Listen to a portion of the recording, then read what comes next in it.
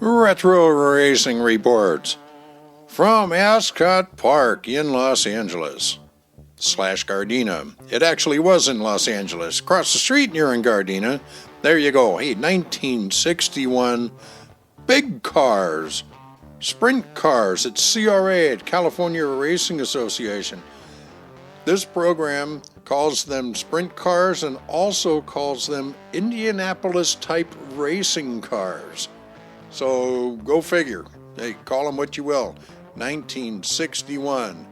Be sure to subscribe. Subscribing really helps the channel out, and I do appreciate it. Also, put your comments down there, and there we go. So, like, subscribe, do that YouTube stuff. Much appreciated. Again, 1961. We're going to call them sprint cars, CRA sprint cars.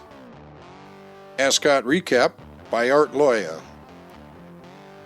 Surviving a power failure in the South Los Angeles area, which caused a temporary blackout midway in the race, Alan Heath, veteran one-arm sensation from Northridge, wheeled the Famigetti Chevy to its first win of the season here at Ascot Park on July 15th in the 30-lap feature, finishing 2 car lengths ahead of Colby Scroggins in the Blair Offenhauser. The failure that sent spine-tingling chills through the crowded grandstand for at least 20 seconds developed as a vicious 4-car battle was taking place for the lead, with Billy Cantrell and the Morales brothers Offie being hard-pressed by Bobby Hogle in the B&E Auto Parts Chevy. Heath and Scroggins were close by.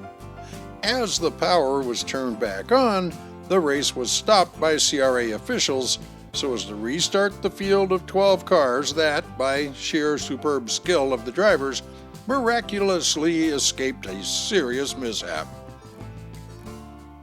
The race was restarted on the 15th lap, and going into the 18th lap, Heath moved under Hogle for second.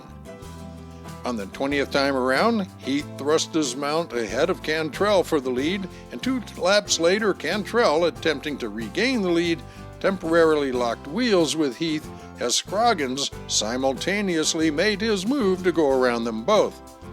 However, Heath managed to shake loose and just barely held onto the lead, with Scroggins right on his tailpipe. Hogle, sensing his right rear was beginning to wobble, pulled into the pits on the 21st lap while riding third. The race itself was a trophy dash affair from the time the green flag came out, as the lead car was never more than 2 car lengths ahead of at least 4 cars in a tight pack battling for the lead. As Hogle dropped out of contention, Bob McCoy, driving the Bob Sefton Chevy, did a beautiful job of pulling away from the field and joining the battle for the front spot. At the checkered flag, it was Heath, Scroggins, Cantrell, and McCoy, with Art Pratt salvaging 5th in one of the never-to-be-forgotten features here at Ascot Park. Exhaust notes by Carol Anderson. Hey, good news to big car fans here at Ascot Park is the fact that current point leader Art Brunner of Gardena will bring the speedy Durr Chevy back into action for tonight's program of races, having purchased the sleek number 14 in which he won 2 hard-fought 100-lap victories earlier this season. If the record book is any indication, this combination of top driver and top equipment will again prove to be formidable opposition to all concerned. Brunner, personable, blonde, 6-footer, has been campaigning on California tracks since 1954. His first race, a Roadster Go, was the last ever held at Carroll Speedway. Billy Cantrell, the winner that night, had also won Carroll's opening race some years earlier, a record of sorts in itself. Now, 7 years later, Cantrell is still one of Brunner's most dangerous opponents, and the two have waged many a wheel-to-wheel battle over Ascot's well-groomed oval. Jack immediately took to the Roadsters and began to improve rapidly, driving them exclusively until 1956, when he took his first ride in a midget. Although admitting that he prefers sprint cars, Jack states that midgets sure do keep you in shape, and he partakes of small car competition whenever he can. He's also tried his hand at stock car racing and made a fine showing in his initial start at the wheel of the production models, Well, until his wheel came off. Undaunted, he's still looking forward to another try at the stocks, and he's open to offers. Jack is married and father of one child, and he's fortunate to have the enthusiastic support of his lovely wife Donna regarding his racing profession, and she is in the stands weekly cheering him on. Jack was raised in Los Angeles and has pursued a variety of occupations in addition to his racing, including 5 years as a commercial fisherman. Hey, he's a top-flight mechanic, and he's organized destruction derby events and now works as a parts dealer. In his off hours, he pursues the hobbies of water skiing, snow skiing, and collecting junk.